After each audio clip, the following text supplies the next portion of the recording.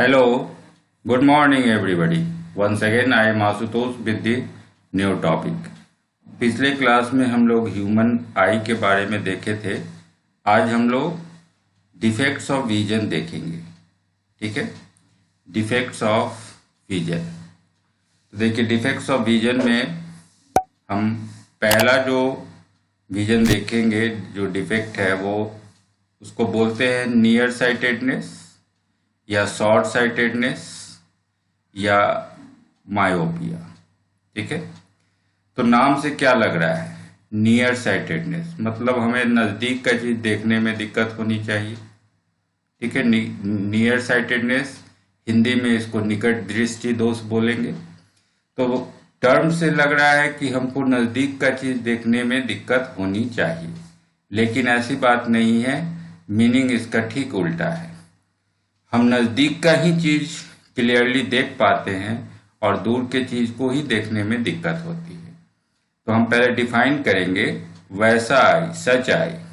ठीक है, which can see nearby objects clearly, जो नज़दीक के चीज़ को आराम से देख सकता है, but can not see far distant objects, और जो दूर के चीज़ों को देखने में उसको दिक्कत हो, वो उसको क्लियरली नहीं देख पाए, तो it's called A myopic eye. तब उसका नाम हम लोग मायोपिक आई देंगे। तो वैसा आँख जो नज़दीक के चीज़ को तो आराम से देख सकता है, लेकिन दूर के चीज़ को देखने में उसको परेशानी है, तो that I will be called myopic eye, and this defect of vision is called myopia. ठीक है, और इस डिफेक्ट को हम लोग मायोपिया बोलेंगे। तो ये तो डिफिनीशन हो गया। अब हम लोग इसका रे डायग्राम बना के देखें कि ये एक्चुअली होता क्या है। ठीक है, तो आपको याद होगा, आपको हम बताए थे कि नज़दीक का चीज़ देखने के लिए क्या चाहिए। ठीक है, तो नज़दीक का चीज़ देखने में रे को ज़्यादा मोड़ने की ज़रूरत होती है, तो हमें पावर होना चाहिए। हम इस बात को याद रखें, नियर बाय ऑब्जेक्ट्स को देखने के लिए क्या है, तो पावर होना चाहिए ज़्यादा, आपको ज़्यादा मोड़ने की शक्ति होनी चाहिए। पावर ज़्यादा होगा तो फोकल लेंथ घट जाएगा, फोकल लेंथ कम होना चाहिए। फोकल लेंथ कम होने के लिए लेंस को मोटा होना चाहिए, थिक हो जाना चाहिए, और थिक होने के लिए सिलियरी मसल्स जो है, सिलियरी मसल्स को स्ट्रेच्ड होना चाहिए। ये हम पिछले क्लास में आपको बताए थे कि नज़दीक का चीज़ देखने के लिए आँख को क्या करना पड़ता है। ठीक है, तो अब देखिए मायोपिया में क्या होगा। तो पहले हम एक आई लेंस बनाए, आई लेंस बना लिए और आँख का पूरा स्ट्रक्चर बना लिए। ठीक है, आप नज़दीक की चीज़ को क्लियरली देख रहे हैं। ठीक है, तो मान लेते हैं नज़दीक का कोई पॉइंट है एन, नियर पॉइंट, इसको आप क्लियरली देख रहे हैं। इसका मतलब कि इससे जो रे निकला, इस रे को आप आराम से मोड़ दे रहे हैं और मोड़ के आप रेटिना पे पहुंचा दे रहे हैं। ठीक है, इस काम में आपको कोई दिक्कत नहीं हो रही है। ये पहला डायग्राम हो गया कि मेरा नियर पॉइंट का सारा फंक्शन सही है, हम नज़दीक के चीज़ को देख पा रहे हैं। इसका मतलब कि हमारा लेंस का पावर ज़्यादा है। ठीक है, हमको ज़्यादा मोड़ने की शक्ति है, लेकिन हम दूर का चीज़ नहीं देख पा रहे हैं। तो दूर से तो रे आता है पैरेलल, तो जो ये पैरेलल रे है, इस पैरेलल रे को अब कम ही मोड़ने की जरूरत है। ये जो रे सीधा जाता, इसको कम ही मोड़ना था, और हमारे लेंस की शक्ति ज़्यादा है, हमारा पावर ज़्यादा है, हमको ज़्यादा मोड़ने की शक्ति है। तो हम इस रे को ज़्यादा अगर मोड़ देंगे तो ये रेटिना से आगे ही मिल जाएगा। तो ये दोनों रे रेटिना से आगे मिल गया, तो इमेज बन गया आगे ही, रेटिना पे नहीं पहुंच पाया, आगे ही पहुंच पाया। ठीक है, तो ये डिफेक्ट हो गया कि दूर के चीज़ में हम इमेज रेटिना के आगे बना लिए, इस कारण से हम उसको क्लियरली देख नहीं पा रहे हैं। अब इसको दूर कैसे करेंगे? तो देखिए, दूर करने के लिए करना क्या होगा। तो जो पैरेलल रे आ रहा है उसको आपका जो आई लेंस है उसको मोड़ने की शक्ति ज़्यादा है, तो वो ज़्यादा मोड़ दे रहा है। तो हमको इसको वापस फैलाना होगा और इसको फैला के रेटिना पे ले जाना होगा। ये ज़्यादा मुड़ चुका है, अब इसको हम बैक करें, बैक करके वापस रेटिना पे पहुंचाएं। तो फैलाने वाला लेंस कौन है? Diverging lens. तो डाइवर्जिंग लेंस होता है कनकेव लेंस, ठीक है। तो अगर हम एक कनकेव लेंस यूज करेंगे तो ये रे को डाइवर्ज कर देगा और ये डाइवर्ज करके वापस रेटिना पे पहुंचा देगा, तो हम क्लियरली देख पाएंगे, ठीक है। तो इस डिफेक्ट को दूर करने के लिए हमें एक कनकेव लेंस यूज करना पड़ेगा, ठीक है। तो आप रे डायग्राम से समझ गए कि मायोपिया में एक्चुअली हो क्या रहा है, ओके। अब इसका प्रोबेबल रीजंस क्या हो सकता है, ठीक है, क्यों ये डिफेक्ट आया। तो प्रोबेबल रीजन हो सकता है कि आई लेंस जो है इसकी इलास्टिसिटी घट गई हो, लैक ऑफ इलास्टिसिटी। देखिए लेंस जब मोड़ना है, लेंस जो है नज़दीक का चीज़ देखने के लिए लेंस को ठीक होना पड़ता है। इसका मतलब है कि सिलियरी मसल्स इसको दबा के लेंस को मोटा कर चुका है, तो लेंस आपका ठीक है।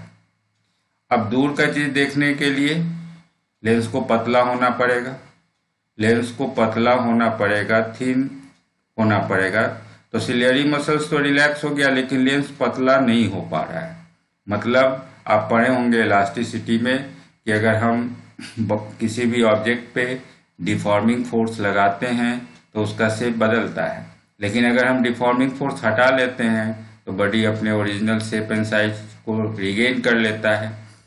तो उसी तरह सिलियरी मसल्स अगर रिलैक्स्ड हो जाए तो आई लेंस को फिर अपने नॉर्मल पोजीशन में आ जाना चाहिए, थीन हो जाना चाहिए, वो नहीं हो पा रहा है, ठीक है। इसका मतलब कि आई लेंस की इलास्टिसिटी कमज़ोर पड़ गई है। हम दबा के उसको मोटा तो कर पा रहे हैं, लेकिन अगर हम फ्री करते हैं, सिलियरी मसल्स को रिलैक्स कर देते हैं, तो ये फिर अपनी पुरानी स्थिति में वापस नहीं लौट पा रहा है। It may be one of the probable reason, ठीक है। तो लैक ऑफ इलास्टिसिटी हो सकता है एक संभावना। दूसरा कारण क्या हो सकता है? तो elongation of the eye ball. अब ये जो आई बॉल है, अगर जो आई बॉल है, ये आई बॉल अगर इस तरह से इलोंगेट हो जाए, ठीक है, इसको हम लोग कहें कि हॉरिजेंटली ये इलोंगेट हो गया है, बड़ा हो गया है, जिससे रेटिना पीछे चला गया है, ठीक है। तो ये कंप्लीट स्फेरिकल होना चाहिए, ये कंप्लीट स्फेरिकल नहीं होके इलोंगेट हो गया है, जिससे आई लेंस और रेटिना इन दोनों के बीच का जो डिस्टेंस है, ये डिस्टेंस मेरा बढ़ गया हो, ताकि इमेज है सो दूरी, इमेज जो है रेटिना के आगे बन जा रहा है। तो elongation of the eye ball means distance between the eye lens and retina had been increased, ये बढ़ गया हो, ये इसका दूसरा प्रोबेबल रीजन हो सकता है, ठीक है। तो एक रीजन लैक ऑफ इलास्टिसिटी, दूसरा है elongation of the eye ball. Remedy हम लोग समझ ही गए हैं, कनकेव लेंस यूज करेंगे तब जाके हम उसको सॉल्व कर सकते हैं। तो रिमेडी हो गया यूज ऑफ कनकेव लेंस। अब क्वेश्चन उठेगा कि हम कितने फोकल लेंथ का लेंस यूज करें ताकि ये प्रॉब्लम मेरा सॉल्व हो जाए। तो अब देखिए इसके लिए हम क्या करेंगे, इसके लिए थोड़ा उल्टे हिसाब से सोचेंगे। देखिए अब रिमेडी के लिए कि कितने फोकल लेंथ का हमको लेंस चाहिए, तो हम पहले आई लेंस बनाएं और इसके कंसेप्ट को समझें। आई लेंस बना लिए तो हमारा नियर पॉइंट ठीक है, ठीक है। नियर पॉइंट हम तो नज़दीक का चीज़ आराम से देख रहे हैं, तो ये नियर पॉइंट होता है 25 सेंटीमीटर, जो least distance of clear vision है। This distance is correct. मेरा फार पॉइंट गड़बड़ हो चुका है, तो फार पॉइंट जो होना चाहिए इन्फिनिटी, ये इनफाइनाइट डिस्टेंस होना चाहिए थियोरेटिकली, लेकिन ये फाइनाइट इनफाइनाइट नहीं होके ये सर्टेन दूरी पे आके रुक गया है, ठीक है। हम इन्फिनिटी बहुत दूर तक नहीं देख रहे हैं, बल्कि एक खास दूरी तक ही देख पा रहे हैं। तो मान लेते हैं कि ये फार पॉइंट एक्स है, ठीक है। फार पॉइंट हम मान लिए एक्स, जो होना चाहिए इन्फिनिटी, लेकिन वो नहीं है बल्कि एक्स है। तो अब हम एक कनकेव लेंस यूज करें, तो वैसा कनकेव लेंस आपको चाहिए। तो आप सोचिए कैसे सॉल्व करेंगे। तो अगर ऑब्जेक्ट इन्फिनिटी पे हो, बहुत दूर ऑब्जेक्ट हो, यू आपका इन्फिनिटी हो जाए, और इसका इमेज हम अपने फार पॉइंट पे बना लें। दूर का ऑब्जेक्ट है और इसका इमेज अगर हम फार पॉइंट पे बना लेते हैं, तो यहाँ तो हम देख ही रहे हैं, ऑलरेडी आपको पता है कि हम फार पॉइंट तक आराम से देख पा रहे हैं। तो ऑब्जेक्ट को इन्फिनिटी पे रख दें और इसका इमेज अगर हम फार पॉइंट पे बनवा लें तो हम देख पाएंगे, क्योंकि यहाँ तक हम ऑलरेडी देख पा रहे हैं। तो हमें वैसा लेंस चाहिए जो इन्फिनिटी के ऑब्जेक्ट का इमेज हमारे फार पॉइंट पे बना दे। इसको ध्यान से समझिएगा, ठीक है, कि ऑब्जेक्ट अगर इन्फिनिटी पे है और उसका इमेज हम अपने फार पॉइंट पे बना ले। फार पॉइंट का मतलब जहाँ पे हम क्लियरली देख सकते हैं मैक्सिमम। तो मैक्सिमम एक्स दूरी पे हम पहले ही मान लिए हैं, तो मैक्सिमम एक्स दूरी पे हम देख सकते हैं। तो इन्फिनिटी पे ऑब्जेक्ट हो और उसका इमेज हम अपने फार पॉइंट पे बनवा ले, इसके लिए कितने फोकल लेंथ का हमको लेंस चाहिए। Now this is your solution, ठीक है। इसी से हम फोकल लेंथ निकाल सकते हैं। तो ऑब्जेक्ट को हम लेफ्ट में रख रहे हैं, इमेज भी लेफ्ट में बन रहा है, तो साइन कन्वेंशन लगाएंगे, तो v का वैल्यू हम -x लेंगे, ठीक है। अब हम अपना लेंस फार्मूला यूज कर लें। तो from the lens formula you know 1/v - 1/u 1/f। तो 1/v के जगह -x डाल दिए, तो -1/x -1/u इन्फिनिटी है तो इन्फिनिटी डाल दिए, तो ये टर्म 0 हो गया, तो सीधे 1/f आ गया। तो 1 इससे f का वैल्यू निकल गया -x, ठीक है। f का वैल्यू हो गया -x। तो फोकल लेंथ कितना चाहिए, तो जितना आपका फार पॉइंट है उतना ही फोकल लेंथ का आपको लेंस चाहिए। और ये माइनस साइन क्या बता रहा है, तो माइनस साइन बता रहा है कि आपको कनकेव लेंस यूज करना है। आपको पता है कनकेव लेंस के लिए फोकल लेंथ निगेटिव होता है और कन्वेक्स लेंस के लिए फोकल लेंथ पॉजिटिव होता है। तो अगर f का वैल्यू यहाँ पॉजिटिव आता तो हम कन्वेक्स लेंस यूज करते, लेकिन चूँकि निगेटिव आ रहा है इट मीन्स आपको कनकेव लेंस यूज करना है। अब आप पावर भी निकाल सकते हैं, कितने पावर का लेंस चाहिए। तो p का वैल्यू 1/f होता है और 1/f हो गया -1/x, f का वैल्यू है x, तो -1/x आ गया। तो अब यहाँ से ये पता चल रहा है कि पावर भी निगेटिव है, ठीक है। तो अब हम पावर अगर निगेटिव है तो हम समझ जाएंगे कि हम कनकेव लेंस यूज कर रहे हैं और हमें दूर का चीज़ देखने में दिक्कत है, ठीक है। तो अगर कोई आदमी बोलता है कि मेरे आँख का पावर निगेटिव में है, इट मीन्स वो दूर के चीज़ों को देखने में असमर्थ है, उसको क्लियरली दिखाई नहीं दे रहा है और उसके रिमेडी के लिए उसे कनकेव लेंस यूज करना पड़ेगा। ओके, तो this is your first type of defect that is called myopia. Okay, तो यहाँ तक आप समझ गए।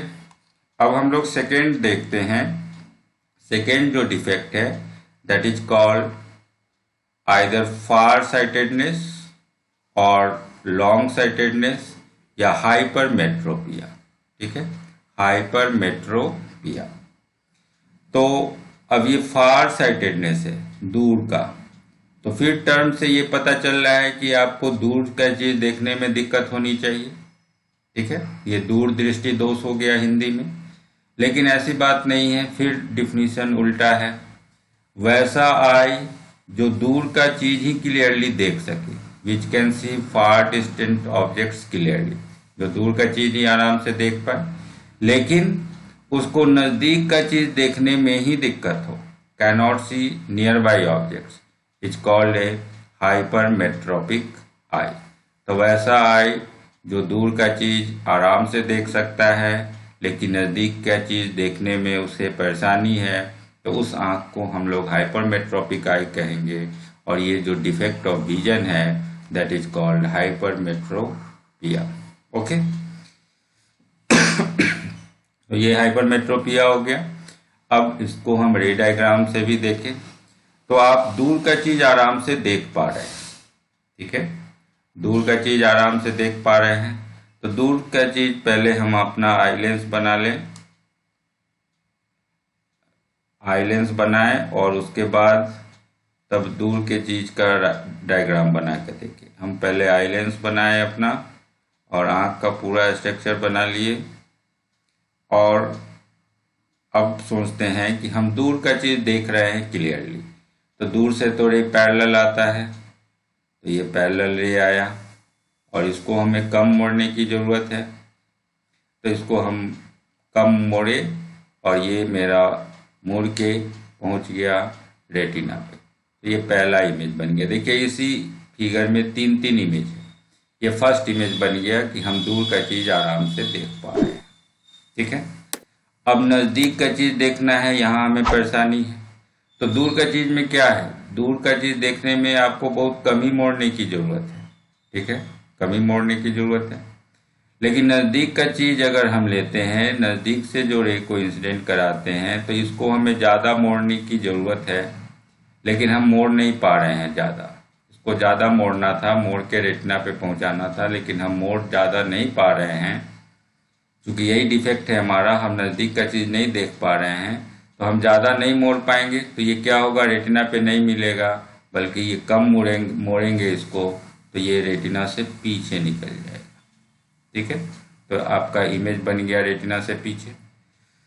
तो अब इसको सॉल्व कैसे करेंगे, ये सेकेंड इमेज हो गया कि नज़दीक का चीज़ का जो इमेज है वो पीछे बन जा रहा है। अब क्या करें कि अब इसको मोड़ना था ज़्यादा, हम मोड़ नहीं पा रहे हैं। तो अब सॉल्यूशन में इसको मोड़ने वाला लेंस अगर हम दें, तो वो कौन सा लेंस होगा, तो वो लेंस होगा कन्वेक्स लेंस। कन्वेक्स लेंस आपका एक कन्वर्जिंग लेंस है, ये थोड़ा और मोड़ देगा और मोड़ के जो फाइनल इमेज है उस फाइनल इमेज को फिर से वापस रेटिना पे ही पहुंचा देगा। ओके, तो इस प्रॉब्लम को सॉल्व करने के लिए हमें कन्वेक्स लेंस यूज करना पड़ेगा। ओके, तो आप रे डायग्राम से भी समझ गए कि हाइपरमेट्रोपिया में कैसे प्रॉब्लम को हम लोग सॉल्व करते हैं। अब इसके भी प्रोबेबल रीजन्स पे सोचें कि क्या इसकी संभावना हो सकती है, क्यों ये परेशानी आपको आई। ठीक है, तो इसका प्रोबेबल रीजन्स क्या हो सकता है, तो weakness of ciliary muscles. Ciliary muscles आपका कमजोर हो गया हो, कैसे समझिए। दूर का चीज देखने में आपको पता है कि जो दूर का चीज फार डिस्टेंट ऑब्जेक्ट है, इसके लिए पावर की कम ही जरूरत है, हमें ज्यादा मोड़ना ही नहीं है, पावरलेस होना चाहिए। पावरलेस होगा तो फोकल लेंथ क्या होगा, फोकल लेंथ ज्यादा हो जाएगा। फोकल लेंथ ज्यादा होगा तो लेंस आपका थीन होना चाहिए और सिलियरी मसल्स रिलैक्स्ड होना चाहिए। इतनी बात आप सीखे हुए हैं। ठीक है, सिलियरी मसल्स रिलैक्स्ड होना चाहिए। अब आपको नजदीक का चीज देखना है, तो आप लेंस को क्या करना होगा, लेंस का पावर बढ़ाना होगा। पावर बढ़ाने के लिए फोकल लेंथ कम करना होगा, तब लेंस को ठीक होना पड़ेगा, मोटा होना पड़ेगा। और मोटा होने के लिए सिलियरी मसल जो ऊपर है इसको काम करके दबा के इसको लेंस को मोटा करना होगा। तो सिलियरी मसल्स अगर वीक हो गया है तो वो लेंस को पूरी तरह से दबा नहीं पा रहा है, जिससे लेंस मोटा नहीं हो पाया और फोकल लेंथ उसका ज़्यादा नहीं हो पाया, जिसके कारण ये समस्या आ गई। तो वीकनेस ऑफ सिलियरी मसल्स एक प्रोबेबल रीजन है। ठीक है, अब यहाँ देखेंगे सेकेंड रीजन क्या है, तो सेकेंड रीजन है कंट्रैक्शन ऑफ द आईबॉल। अब वहाँ आईबॉल जो था वो इलोंगेट हो गया था, अब ये अगर कंट्रैक्ट कर जाए, इसे होना चाहिए पूरी तरह से स्फेरिकल, अब स्फेरिकल नहीं होके ये कंट्रैक्ट हो गया। और इस तरह से आप समझिए कि इस तरह से ये हम कहें कि इलोंगेशन हो गया वर्टिकली, वहाँ हॉरिजॉन्टल इलोंगेशन था, या वर्टिकल इलोंगेशन है, रेटिना आगे बढ़ जाए। ठीक है, तो यहाँ डिस्टेंस जो आई लेंस और रेटिना के बीच है वो घट जाएगा, वहाँ बढ़ गया था ये घट गया होगा। ठीक है, तो इट में बी प्रोबेबल रीजन्स। रिमेडी क्या है, तो रिमेडी है कन्वेक्स लेंस, ये आप पहले भी सीख चुके हैं। अब कितने फोकल लेंथ का हम कन्वेक्स लेंस यूज करेंगे, तो इसको हम डिराइव भी कर सकते हैं। अब डेरिवेशन के लिए फिर से सोचें, प्रॉब्लम पे थोड़ा उल्टा सोचना है। अब देखिए, अब यहाँ क्या सोचना है कि जो आपका फार पॉइंट है वो तो ठीक है, आप दूर का चीज़ आराम से देख रहे हैं, आपके नियर पॉइंट में ही दिक्कत है, आप नज़दीक का चीज़ देख नहीं पा रहे हैं। तो नियर पॉइंट जो है वो आपका 25 सेंटीमीटर है, इसको हम डी लिखें। ये नियर पॉइंट आपका होना चाहिए। नॉर्मल आई रहता तो ये मेरा नियर पॉइंट होता, लेकिन हम नज़दीक का चीज़ नहीं देख पा रहे हैं। इसका मतलब हमारा नियर पॉइंट चेंज हो गया है, ये 25 सेंटीमीटर नहीं है, ये थोड़ा बढ़ गया है। तो मान लीजिए मेरा नियर पॉइंट जो है, नया जो नियर पॉइंट है वो x दूरी चला गया।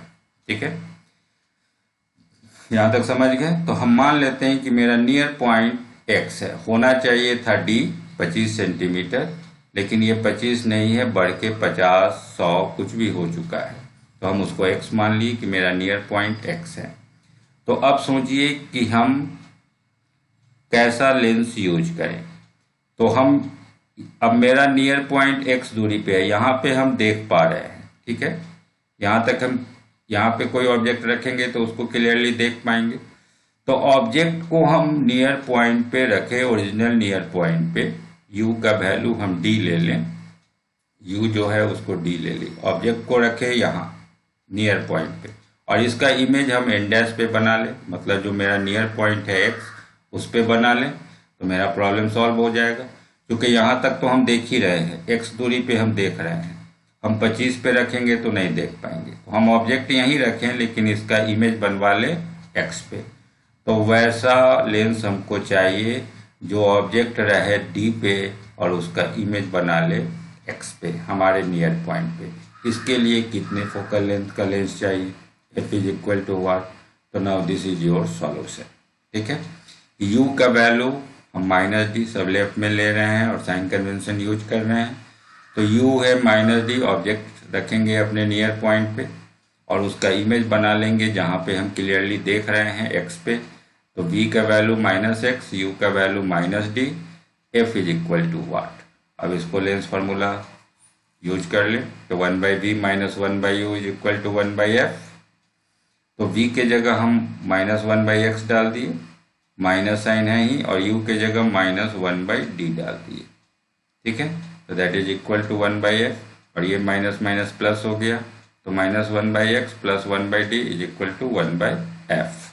ठीक है, अब यहाँ xd LCM हो गया और यहाँ आ गया dx।